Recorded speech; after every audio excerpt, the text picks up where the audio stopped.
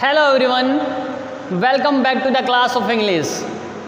And in this class, we will complete our previous topic. And our topic is present continuous tense. And in the present continuous tense, we were doing interrogative sentence. हम कर रहे थे प्रश्नवाचक वाक्य के बारे में, यानी उसके बारे में पढ़ रहे थे. We were studying about interrogative sentence. हम इसके बारे में अध्ययन कर रहे थे. Then in this class we will complete this. तो आज की इस क्लास में हम इसको पूरा कर देंगे. अब देखिए, हमने प्रीवियस क्लास में पढ़ा था प्रेजेंट कंटिन्यूअस में अफर्मेटिव सेंटेंस के बारे में, और उसके बाद में पढ़ा था नेगेटिव सेंटेंस के बारे में. अब हमारा तीसरा सेंटेंस है, वो है इंटरोगेटिव. इंटरोगेटिव का मतलब होता है प्रश्नवाचक. अब लंबा टाइम नहीं लेंगे.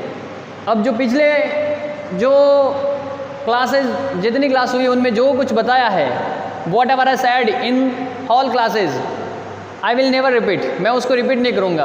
अब आप उसको देख लीजिए, क्योंकि शायद 2 या 3 क्लासों में मैं रिपीट कर चुका हूँ.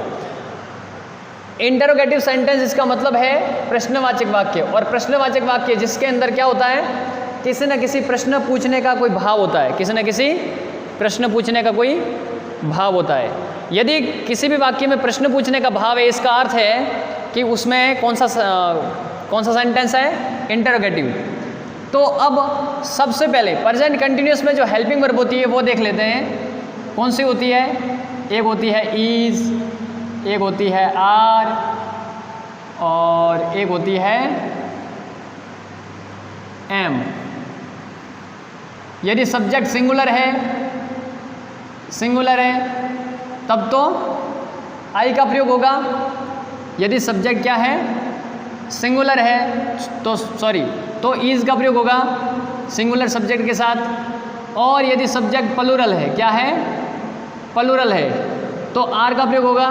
और यदि सब्जेक्ट क्या है, आई है, तो एम का प्रयोग होगा. अब इसको पूरा करते हैं इस भाग में. तो हम सबसे पहले इसका इंटरोगेटिव सेंटेंस कैसा स्ट्रक्चर होता है, उस स्ट्रक्चर को देखते हैं. देखिए, इंटरोगेटिव का मतलब है प्रश्नवाचक. और जहाँ प्रश्नवाचक वाक्य बनाना हो, वहाँ पर हमें वाक्य की हेल्पिंग वर्ब होती है वो सबसे आगे लानी होती है. क्योंकि एक वाक्य के मेन कंपोनेंट्स होते हैं subject plus helping verb plus main verb plus object. ये सारे के सारे एक सेंटेंस के कंपोनेंट्स होते हैं, subject, helping verb, main verb and object. तो अब इंटरोगेटिव बनाने के लिए इनको किस क्रम में जमाना है? सबसे पहले हम लिखेंगे हेल्पिंग वर्ब. क्या लिखेंगे? Helping verb. Helping verb plus उसके बाद आएगा हमारा सब्जेक्ट. क्या आएगा? सब्जेक्ट. सब्जेक्ट के बाद आएगी हमारी मेन वर्ब, यानी V4 प्लस हमारा आएगा ऑब्जेक्ट, और ये वाक्य बन जाएगा प्रश्नवाचक. अब इंटरोगेटिव प्रेजेंट कंटिन्यूअस का एक पूर्ण रूप से एक पूरा खुला एक फॉर्मूला लिखता हूँ. वो फॉर्मूला खुला कैसे होगा? इज या आर या एम प्लस सब्जेक्ट. अब ये सब्जेक्ट 2 प्रकार के हो सकते हैं, सिंगुलर या फिर प्लूरल. उसके बाद में हमारी आएगी मेन वर्ब. क्या आएगी? Main verb. इसके साथ लगेगा ING. एक बात आप ध्यान रखना, कोई भी टेंस है, कोई भी टेंस, भले वो प्रेजेंट का कोई भी टेंस है, यानी प्रेजेंट का कंटिन्यूअस है, भले ही प्रेजेंट का परफेक्ट कंटिन्यूअस है, कोई भी टेंस हो जिसमें कंटिन्यूअस आता है, इसका अर्थ है कि कंटिन्यूअस आने पर वर्ब के साथ ING लगेगा. वर्ब के साथ क्या लगेगा? ING लगेगा. और उसके बाद में हमारा मेन वर्ब के बाद में आती, इस मेन वर्ब को V4 क्या लिखते हैं?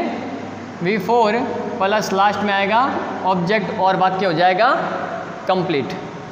अब इसको एक एग्जाम्पल के माध्यम से देखते हैं. कैसे? एक हिंदी में एग्जाम्पल लिखता हूँ. जैसे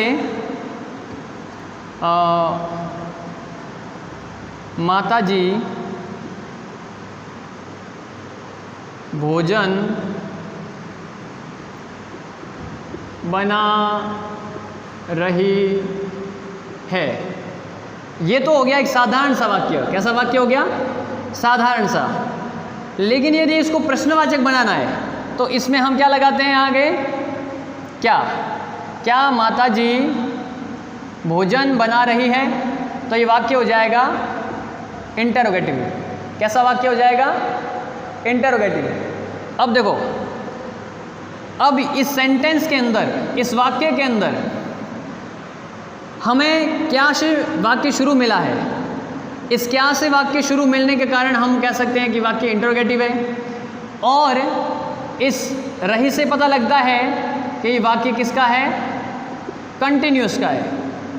ये वाक्य किसका है? कंटिन्यूस का है। अब ये वाक्य कंटिन्यूस का, प्रेजेंट का है, पास्ट का है, फ्यूचर का है, किसका है? तो वो पता लगेगा इस है से। तो इस है से पता लगेगा कि ये किसका है? प्रेजेंट का है। यानी प्रेजेंट का कंटिन्यूस है। किसका है? प्रेजेंट का कंटिन्यूस है। अब ये देखने के बाद में हमें देखना पड़ेगा कि जब प्रेजेंट का कंटिन्यूस है तो उसमें हेल्पिंग वर्ब कौन कौन सी आएगी? इज, आर और एम। कितने प्रकार की हेल्पिंग वर्ब आएगी? 3। There are 3 types of helping verb in the present continuous tense. Present continuous tense के अंदर 3 प्रकार की हेल्पिंग वर्ब होती है, जिसमें फर्स्ट हेल्पिंग वर्ब होगी वो होगी कौन सी? इज, सेकंड आर और थर्ड एम। अब इसको हम इस स्ट्रक्चर को बनाते हैं, इस स्ट्रक्चर के आधार पे इसको बनाते हैं, चेंज करते हैं। अब इसको चेंज कैसे करेंगे? देखिए, क्या माताजी भोजन बना रही है? अब फॉर्मूला जब देखते हैं तो उसमें सबसे पहले इंटरोगेटिव सेंटेंस के लिए सबसे पहले हम क्या लिखते हैं? हेल्पिंग वर्ब लिखते हैं। और यहाँ पर हेल्पिंग वर्ब कितनी है हमारे सामने? 3 हेल्पिंग वर्ब है। मैंने ये शॉर्ट फॉर्मूला लिखा है, ये और ये सेम है, ये और ये फॉर्मूला सेम है, लेकिन ये शॉर्ट फॉर्मूला और इसमें मैंने हेल्पिंग वर्ब को पूरा दर्शाया है, मेन वर्ब के साथ आईएनजी को दर्शाया, बस फ़र्क इतना ही है। और सब्जेक्ट कितने प्रकार के होते हैं? 2 प्रकार के, ये दर्शाया बस। तो प्रश्नवाचक है तो इसका अर्थ है कि वाक्य के स्टार्ट में क्या आएगा? Helping verb. हेल्पिंग वर्ब आएगी तो उस हेल्पिंग वर्ब का अर्थ क्या निकलेगा? यदि स्टार्ट में कोई भी हेल्पिंग वर्ब लगती है तो उसका मतलब क्या निकलता है? क्या निकलता है? क्या निकलता है? क्या। अब हमें देखना है कि इन तीनों में से कौन सी हेल्पिंग वर्ब का यूज़ करना है। तो वो हम हेल्पिंग वर्ब का यूज़ किसके अनुसार करते हैं? हम इस हेल्पिंग वर्ब का यूज़ करते हैं इन तीनों में से किसका यूज़ करना है उसका ध्यान रखने के लिए हम किसको देखते हैं? सब्जेक्ट को देखते हैं। किसको देखते हैं? सब्जेक्ट को। यानी इज का, आर का या एम का, तीनों में से किसका प्रयोग करना है उसका प्रयोग करने के लिए हम किसको देखते हैं? सब्जेक्ट को देखते हैं। और इसमें सब्जेक्ट कौन है? माता जी है। कौन है? माता जी है। अब माता जी क्या है? सिंगुलर है। क्या है? सिंगुलर है। जब ये माता जी सिंगुलर है तो हम इसके साथ में आर का प्रयोग करेंगे? नहीं। एम का प्रयोग करेंगे? नहीं, क्योंकि आर का प्रयोग कौन से कर्ता के साथ होता है? प्लूरल कर्ता के साथ में, यानी प्लूरल सब्जेक्ट के साथ में। और एम का प्रयोग किसके साथ होता है? यदि सब्जेक्ट आई है तो एम का प्रयोग होगा। यहाँ पर है सिंगुलर सब्जेक्ट, सिंगुलर सब्जेक्ट के साथ में किसका प्रयोग किया जाएगा? इज का। किसका प्रयोग किया जाएगा? इज का। इज। अब उसके बाद में है सब्जेक्ट। हेल्पिंग वर्ब ले ली हमने, हेल्पिंग वर्ब हमारी हो गई। उसके बाद में हमारा आता है सब्जेक्ट। कौन आता है? सब्जेक्ट। सब्जेक्ट क्या है? मदर। क्या है? Mother. Is mother. Is mother. अब इज मदर सब्जेक्ट के बाद में है मेन वर्ब। मेन वर्ब भोजन बनाना। भोजन बनाना। भोजन बनाने को यानी पकाना, भोजन पकाना, उसको कहते हैं इंग्लिश में कुक। क्या कहते हैं? कुक। अब भोजन बनाना उसको कहते हैं कुक। अब यहाँ पर भोजन बना रही इज मदर, तो मेन वर्ब है इसमें कुक। क्या है? कुक है। और उसके साथ लगा है रहा, रही, रहे आता है, तो जहाँ पर रहा, रही, रहे आता है तो उसमें मेन वर्ब के साथ क्या लगेगा? आईएनजी लगेगा। क्या लगेगा? आईएनजी लगेगा। यानी मेन वर्ब के साथ में आईएनजी लग गया, इसका मतलब वर्ब की कौन सी फॉर्म हो गई? वो फोर्थ फॉर्म, यानी चौथी स्थिति हो गई उसकी, चौथा रूप हो गया क्रिया की, तो सहायक क्रिया का, सॉरी क्रिया की।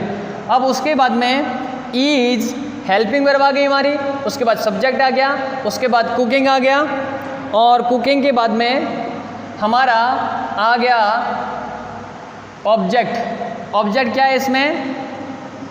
भोजन। क्या है? भोजन, फूड। और पीछे लगेगा प्रश्नवाचक चिन्ह। इस प्रकार से ये वाक्य बन करके हो जाएगा तैयार। अब देखो तो वाक्य क्या बना? Is mother cooking food? क्या माता जी भोजन बना रही है या भोजन पका रही है? एक और सेंटेंस लेते हैं जिसमें समझते हैं कि इसका यूज़ कैसे किया जाएगा, इसका यूज़ कैसे किया जाएगा। प्रेजेंट कंटिन्यूस के अंदर जो क्रिया की कंडीशन होती है वो क्या होती है? कंटिन्यू होती है। क्या होती है? कंटिन्यू होती है। कंटिन्यू कैसे? क्रिया कहीं भी रुकी या कहीं पर भी पूरी हुई, ऐसी कंडीशन नहीं होती है, ऐसी कंडीशन नहीं होती है। तो हम समझ जाते हैं कि यदि कंडीशन क्रिया की ऐसी है जहाँ पर क्रिया रुकी या पूरी नहीं हुई है, या इंडेफिनेट रूप नहीं है उसका। इंडेफिनेट का अर्थ होता है क्रिया के होने का अनिश्चित रूप नहीं है, यानी अनिश्चित कोई काम नहीं है उसका, तो हम ऐसी परिस्थिति में उसको मान लेते हैं कि इसमें कौन सा टेंस है? प्रेजेंट कंटिन्यूअस टेंस है। एक एग्जांपल और लेते हैं, और वो हमारा एग्जांपल है, क्या वे गीत गा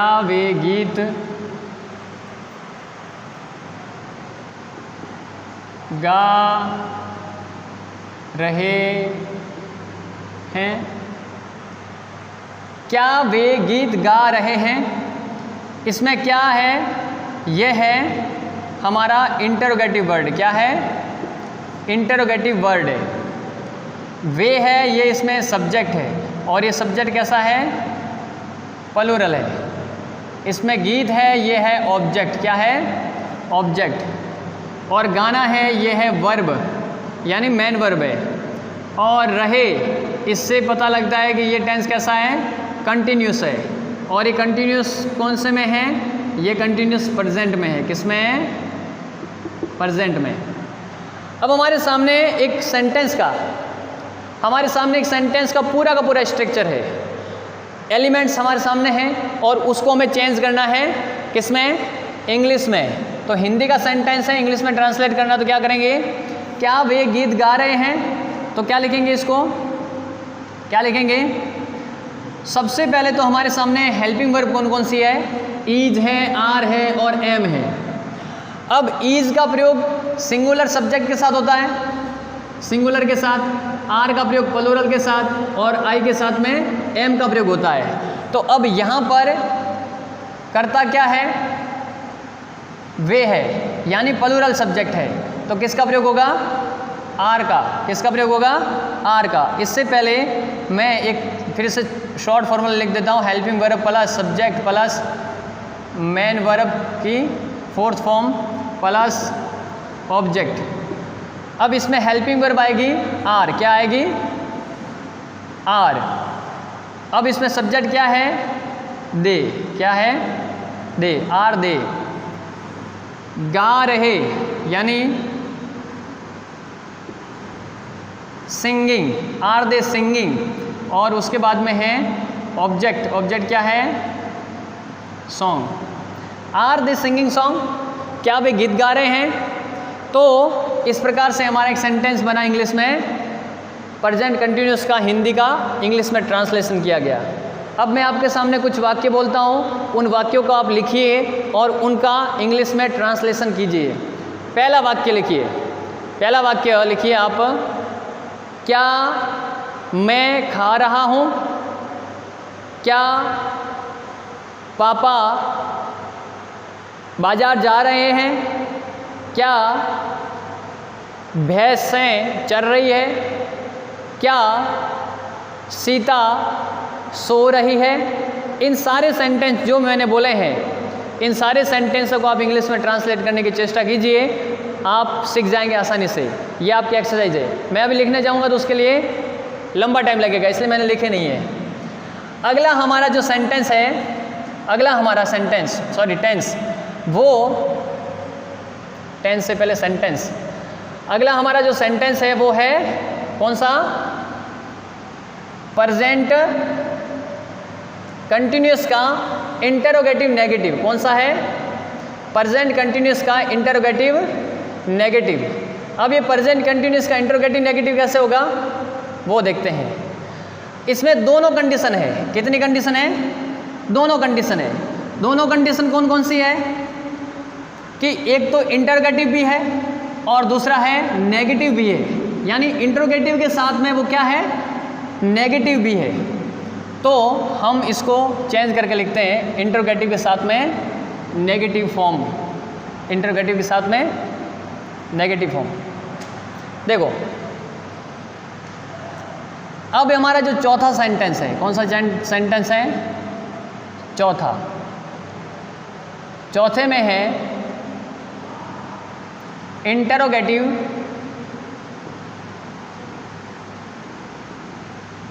नेगेटिव सेंटेंस। अब इस सेंटेंस के अंदर दो कंडीशन है। कितनी कंडीशन है? दो। कौन कौन सी दो कंडीशन है? इसकी जो पहली कंडीशन है वो है इसमें प्रश्नवाचक।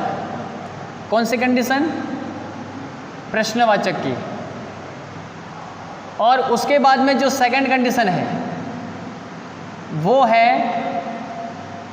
नॉट की। किसकी? नॉट की। दोनों कंडीशन है। अब हमें एक सेंटेंस के अंदर दोनों कंडीशंस को दर्शाना है।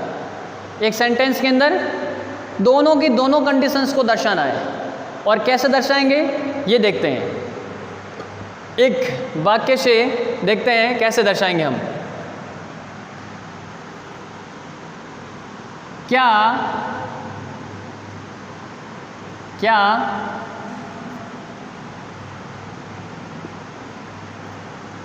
राम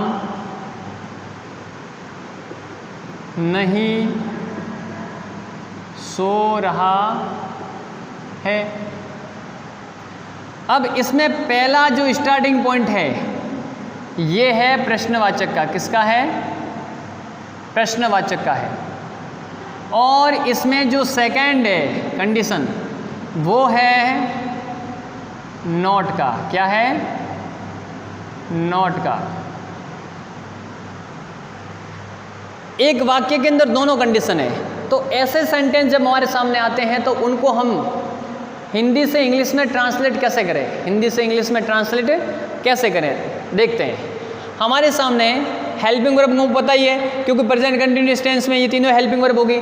इसके अलावा कोई हेल्पिंग वर्ब दूसरी चेंज तो होगी नहीं। अब इसका एक छोटा सा एक सूत्र लिखते हैं, एक फॉर्मूला लिखते हैं।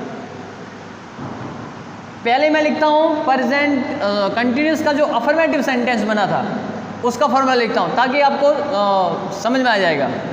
देखो प्रेजेंट कंटिन्यूअस का जो अफर्मेटिव सेंटेंस बना था उसका बना था subject plus helping verb plus main verb की फोर्थ फॉर्म प्लस ऑब्जेक्ट, यही था।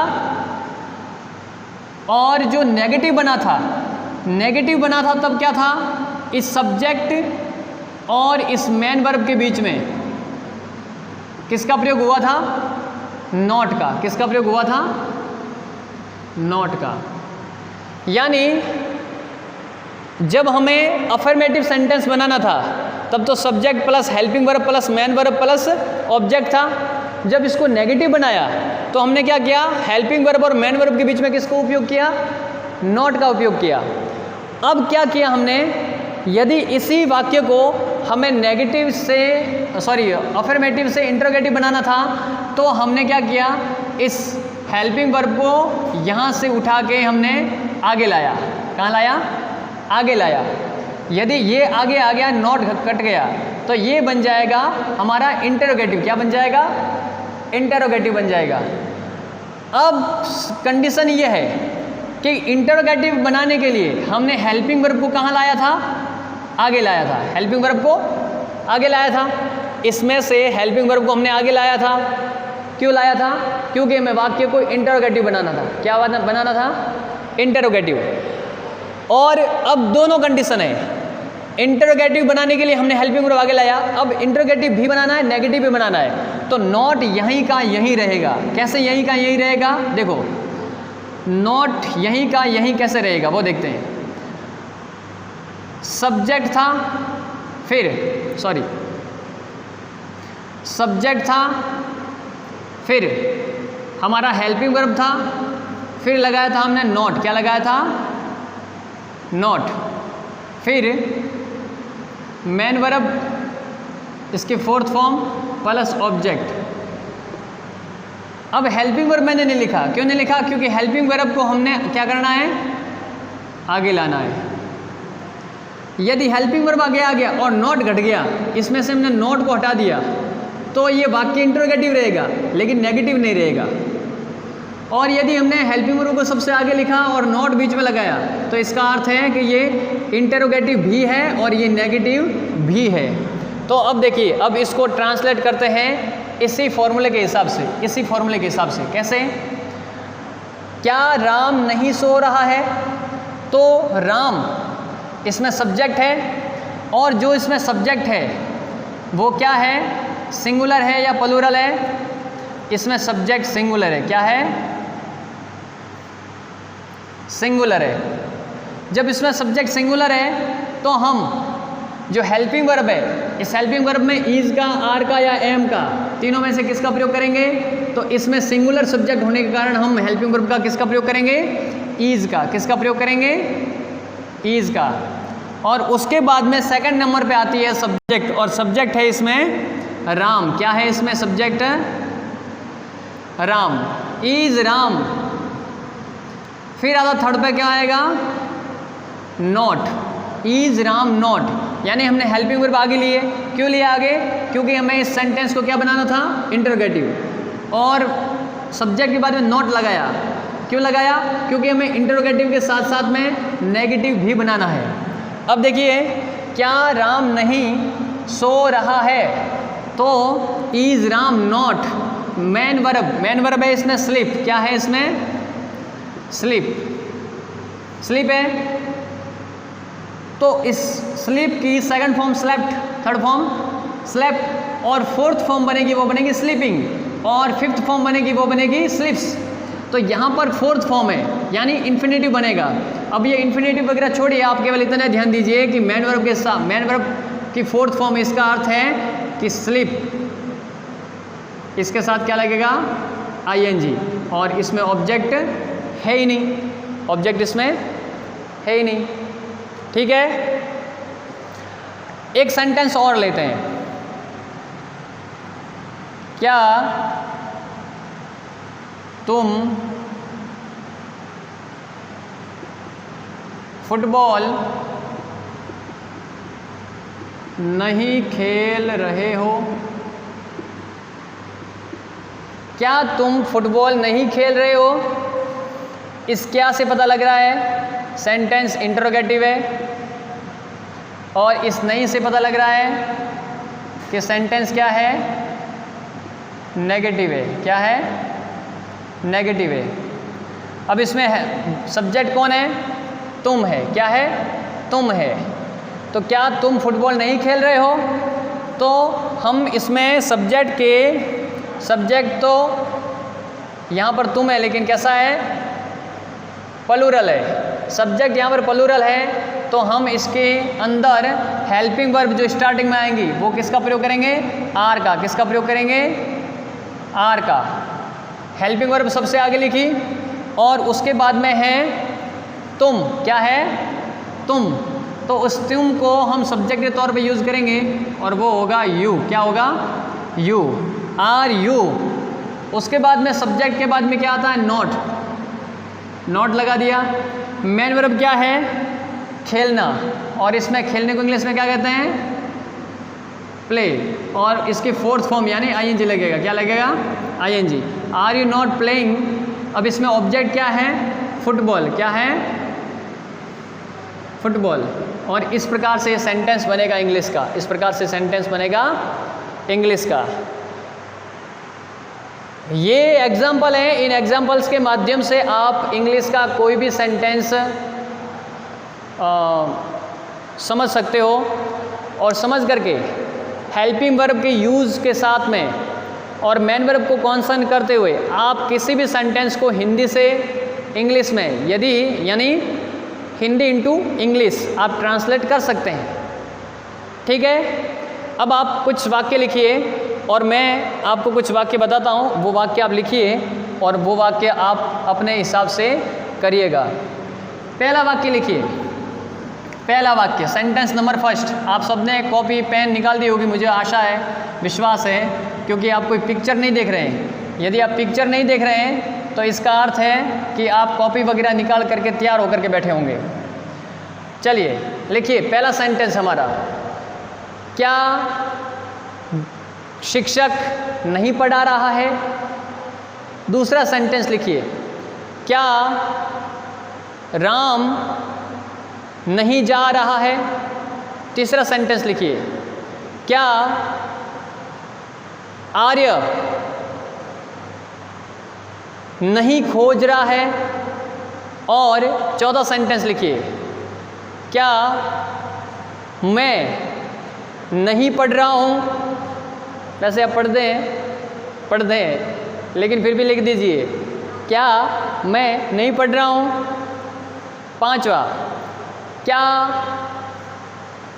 कक्षा में गुरुजी नहीं आ रहे हैं? फिनिश। इतने सारे वाक्यों को यदि आप इंग्लिश में ट्रांसलेट करेंगे तो इसका फ़ायदा आपको डायरेक्टली बहुत ही अच्छे तरीके से आपको मिलने वाला है, बहुत ही अच्छे तरीके से। चलिए, इतना करने के बाद में अब हमारा अगला टेंस है present perfect tense. Present perfect tense. इस प्रेजेंट परफेक्ट टेंस क्या है, इसको समझाने से पूर्व, before to start explanation about present perfect, I want to explain by a example. मैं इसको एक छोटे से उदाहरण के द्वारा आपको समझाना चाहता हूँ। वो उदाहरण एक देखिए क्या है, जैसे मैं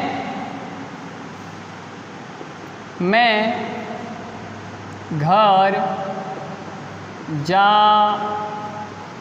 चुका हूँ।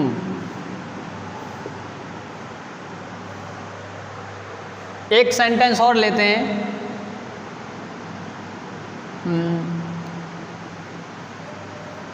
गौरव घर जा चुका है। देखो, अब आप इसको अच्छे से देखना और समझना। हमारा पहला सेंटेंस है मैं घर जा चुका हूँ, और हमारा दूसरा सेंटेंस है गौरव घर जा चुका है। अब प्रेजेंट परफेक्ट टेंस क्या है, मैं आपको ये समझा रहा हूँ। एक कार्य जो कभी शुरू हुआ था, लेकिन पूरा भी हो चुका है। लेकिन पूरा कब हुआ है? वो अभी हुआ है, या बहुत समय पहले हुआ था, या बहुत समय बाद में भी होने वाला है।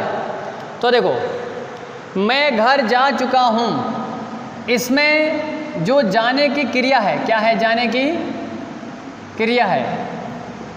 ये क्रिया कभी शुरू हुई थी, कभी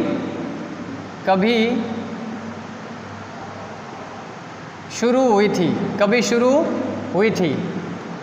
लेकिन इस हूँ से पता लगता है कि वर्तमान में, किसमें? वर्तमान में, यानी हाल ही में क्या हो गई? समाप्त हो गई। There are two words first is complete and second is finish, but both are different. दोनों शब्द अलग हैं, कंप्लीट होना और फिनिश होना, ये दोनों शब्द अलग हैं। तो यहाँ पर हम कह सकते हैं कि किसी काम का एकदम से फिनिश हो जाना, क्या हो जाना? फिनिश हो जाना। कोई कार्य है, कोई क्रिया है, कोई वर्ब है जो कभी शुरू हुई थी, कभी शुरू हुई थी, लेकिन हाल ही में क्या हो गई है? हाल ही में क्या हो गई है? वो समाप्त हो चुकी है। तो ऐसी कंडीशन, जिस कंडीशन के अंदर ये पता लगे कि कोई क्रिया कभी शुरू हुई और हाल ही में समाप्त हो गई है, इस प्रकार की कंडीशन यदि हमें पता लगे तो वहाँ पर होता है प्रेजेंट परफेक्ट टेंस।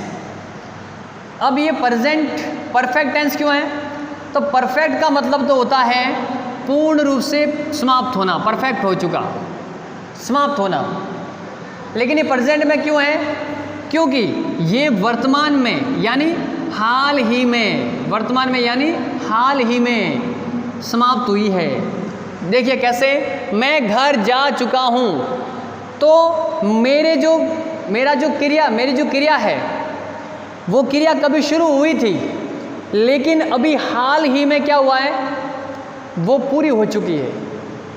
अब क्रिया कभी शुरू हुई और हाल ही में पूरी हो चुकी है, ऐसी कंडीशन यहाँ पर लगे तो इसका अर्थ है कि यहाँ पर परफेक्ट टेंस है, और वो भी किस में है? प्रेजेंट में, यानी प्रेजेंट का perfect tense, present perfect tense है। तो एक बात का ध्यान रखना, जिस प्रकार से कंटिन्यूस टेंस में, किसमें? जिस प्रकार से कंटिन्यूअस टेंस में क्या आता है? वर्ब के साथ में आईएनजी आता है। क्या आता है? ये इसका टॉपिक नहीं है, मैं अलग से बता रहा हूँ। जिस प्रकार से कंटिन्यूअस टेंस में वर्ब के साथ आईएनजी आता है, उसी प्रकार से यदि परफेक्ट टेंस है, भले वो प्रेजेंट का है, भले पास्ट का है, भले फ्यूचर का है, मैं परफेक्ट कंटिन्यूअस की बात नहीं कर रहा हूँ, केवल और केवल परफेक्ट की बात कर रहा हूँ। भले वो प्रेजेंट का परफेक्ट है, भले पास्ट का परफेक्ट है, भले फ्यूचर का परफेक्ट है, ऐसी कंडीशन जहाँ पर परफेक्ट टेंस आता है तो वहाँ पर हमेशा वर्ब की थर्ड फॉर्म आती है। कौन सी फॉर्म आती है? Third form, V3। वर्ब की थर्ड फॉर्म आएगी। कैसे वर्ब की थर्ड फॉर्म आएगी वो भी अपन देखते हैं अभी देखो दूसरा वाक्य, गौरव घर जा चुका है। गौरव घर जा चुका है। अब इसमें देखो, गौरव के घर जाने की जो कंडीशन है वो कभी शुरू हुई थी, कभी शुरू हुई थी, लेकिन अभी क्या है? वो समाप्त हो गई है। क्या हो गई है? समाप्त। क्या हो गई है कंडीशन? ये समाप्त हो गई है। और ये समाप्त होने के टाइम पीरियड क्या है? वर्तमान का। कैसा है? कौन सा टाइम पीरियड है इसमें? वर्तमान का।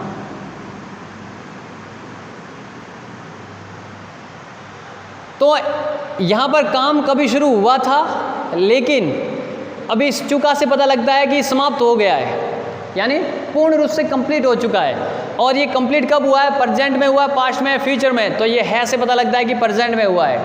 इसका अर्थ है कि इसमें प्रेजेंट परफेक्ट टेंस है। कौन सा टेंस है?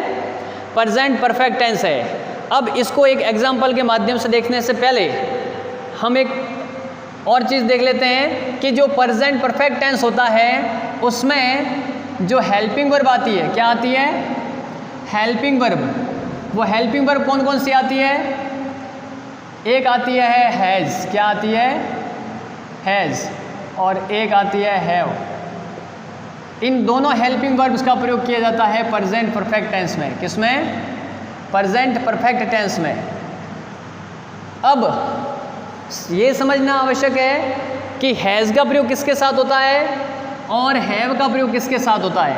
हैज़ का प्रयोग किसके साथ होता है और हैव का प्रयोग किसके साथ होता है। तो हैज़ का प्रयोग हमेशा सिंगुलर सब्जेक्ट के साथ होता है। किसके साथ? यदि सब्जेक्ट क्या है? सब्जेक्ट यदि सिंगुलर है। क्या है? सिंगुलर है। सिंगुलर कैसे? ही, शी, इट। या कोई नाउन, क्या नाउन, वो भी सिंगल नाउन, एक single noun, he she it. अब हैव का जो प्रयोग होता है वो होता है प्लूरल सब्जेक्ट के साथ। किसके साथ? प्लूरल के साथ में। और प्लूरल क्या है? We, you, they,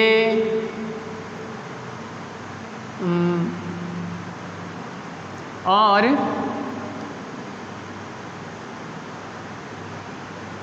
plural noun, और प्लूरल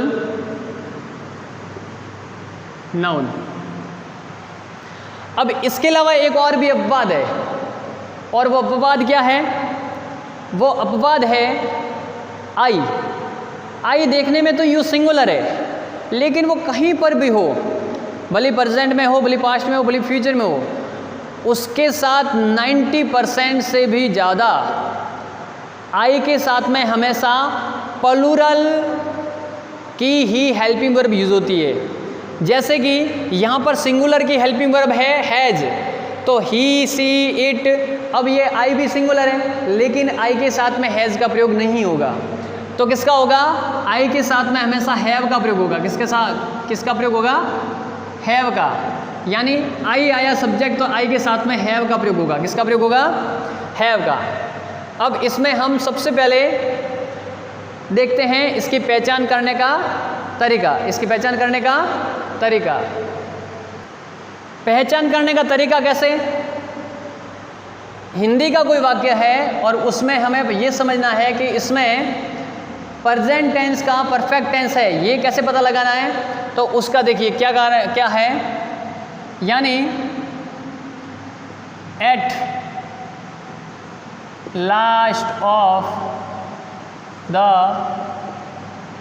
सेंटेंस, यानी वाक्य के अंत में क्या है? अब जो आएगा वो मैं उदाहरण के द्वारा आपको समझाता हूं। कैसे? राजा खाना खा चुका है, रानी खेलने जा चुकी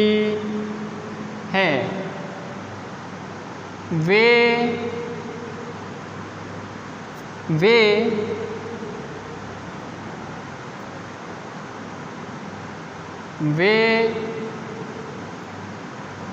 गीत गा चुके हैं। राजा खाना खा चुका है, रानी खेलने जा चुकी है, वे गीत गा चुके हैं। अब देखिए इन प्रत्येक वाक्य के लास्ट में क्या आया है? चुका है, चुकी है, चुके हैं। क्यों आया है चुका है, चुकी है, चुके हैं? क्यों आया है? क्योंकि इसमें जो क्रिया है और इस वाक्य की जो क्रिया है और इस वाक्य की क्रिया है, ये तीनों क्रियाएं कभी क्या हुई थी? शुरू हुई थी। फर्स्ट, सेकंड एंड थर्ड तीनों क्रियाएं शुरू हुई थी, लेकिन अभी क्या हुई है? शुरू होकर के समाप्त हो चुकी है। क्या हो चुकी है? समाप्त। और ये समाप्त कब हुई है? हाल ही में। कब हुई है? हाल ही में। हाल ही में यानी वर्तमान में, अभी हाल जस्ट समाप्त हुई है। तो राजा खाना खा चुका है, तो राजा खाना खा चुका है। अब ये काम कभी शुरू हुआ था और अभी पूरा भी हो चुका है, और ये पूरा कब हुआ है?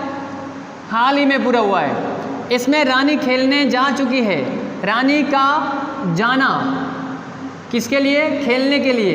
वो क्या हो गया है? फिनिश हो गया है, यानी जहाँ पर उसको पहुँचना था वो बिल्कुल वहाँ पर पहुँच चुकी है। रीच एट द पॉइंट, जहाँ उसका पॉइंट था वहाँ पहुँच चुकी है। तो इस चुकी से पता लगता है कि वो काम पूरा हो चुका है। अब वे गीत गा चुके हैं, इसमें जो गीत गाने की जो क्रिया थी वो शुरू हुई थी और वो पूरी हो चुकी है और ये वर्तमान में पूरी हुई है, ये इससे पता लग रहा है। तो at the last of the sentence, इस वाक्य के देखिए लास्ट में क्या आया है, चुका है। इस वाक्य के लास्ट में क्या आया है, चुकी है। इस वाक्य के लास्ट में क्या आया है, चुके हैं। तो at the last of sentence, अब मैं हिंदी में लिखता हूँ, क्या है, चुका है, चुका है, चुकी है,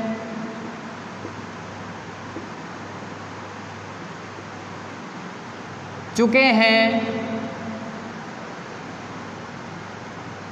चुके हैं।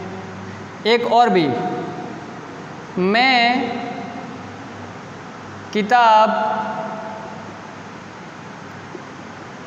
पढ़ चुका हूँ, मैं किताब पढ़ चुका हूँ। तो इसमें जो किताब के पढ़ने की क्रिया थी वो क्या हो गई है, पूर्ण रूप से कंप्लीट हो चुकी है। चुका हूँ। अब देखो कितनी कंडीशन है, 4 कंडीशन है। चुका है, चुकी है, चुके हैं और चुका हूँ। यदि किसी भी वाक्य के अंत में यदि ये शब्द आते हैं तो इसका अर्थ समझ जाना चाहिए कि हमें इसमें कौन सा टेंस है का प्रयोग करना है, प्रेजेंट परफेक्ट टेंस का। अब सूत्र वो के वही है, जैसे कि प्रेजेंट सिंपल है तो प्रेजेंट परफेक्ट का कोई भी सूत्र बनेगा तो सेम टू सेम बनेंगे। यानी अफर्मेटिव का बनेगा तो subject plus helping verb plus main verb की थर्ड फॉर्म प्लस ऑब्जेक्ट। अब ये थर्ड फॉर्म हटा देते हैं, लेकिन यही बनेगा। यदि इसको नेगेटिव बनाएंगे तो subject plus helping verb plus not plus main verb plus object. फिर जो इंटरोगेटिव बनाएंगे वो बनाएंगे helping verb plus subject plus main verb plus object. और यदि इंटरोगेटिव नेगेटिव बनाएंगे तो क्या बनाएंगे, helping verb plus subject plus not plus main verb plus object. इस प्रकार से helping verb subject main not plus main verb plus object. अब देखो ये सूत्र सारे के सारे सब टेंसों में प्रयोग होंगे, भले वो प्रेजेंट का सिंपल हो, प्रेजेंट का कंटिन्यूस हो, भले प्रेजेंट का परफेक्ट हो, भले प्रेजेंट का परफेक्ट कंटिन्यूस हो। अब ये पास्ट में भी यही होंगे, भले प्रेजेंट पास्ट का सिंपल कंटिन्यूस परफेक्ट या परफेक्ट कंटिन्यूस, फ्यूचर में भी यही उपयोग होंगे। बस केवल चेंज क्या होगा, हेल्पिंग वर्ब चेंज होगी। क्या चेंज होगी, हेल्पिंग वर्ब। एक हेल्पिंग वर्ब चेंज होगी और इसके अलावा चेंज होगी वो होगी मेन वर्ब। क्या होगी, मेन वर्ब। अब इन मेन वर्ब को चेंज करके हम पता लगाएंगे और हेल्पिंग वर्ब को चेंज करके केवल टाइम का भाव चेंज करेंगे। अब सेम टू सेम सूत्र बनेंगे सब में। अब इसमें जो हेल्पिंग वर्ब है हमने पीछे पढ़ा था, उसमें था ईज आर एम, उससे आगे पढ़ा था उसमें था यानी इंट्रोगेटिव नेगेटिव और इंट्रोगेटिव नेगेटिव इनमें था डू डज था। अब इसमें है तो इसमें हेल्पिंग वर्ब कौन सी आएगी, हैज आएगी या आएगी हैव आएगी। और मेन वर्ब, अब इसमें मेन वर्ब क्या आएगी, मेन वर्ब की थर्ड फॉर्म आएगी। इसमें V3 का प्रयोग होगा। किसका प्रयोग होगा, V3 का। अब इसके सारे जो प्रेजेंट परफेक्ट टेंस के जितने भी सेंटेंस बनेंगे यानी अफर्मेटिव, नेगेटिव, इंटरोगेटिव नेगेटिव और इंटरोगेटिव, यानी 4 सेंटेंस बनेंगे, affirmative, negative, interrogative, interrogative negative. इन चारों में चारों सेंटेंसेस में हम क्या करेंगे, अगली क्लास में पढ़ेंगे। आज के लिए इतना ही, अगली क्लास के लिए तैयार रहिए। थैंक्स।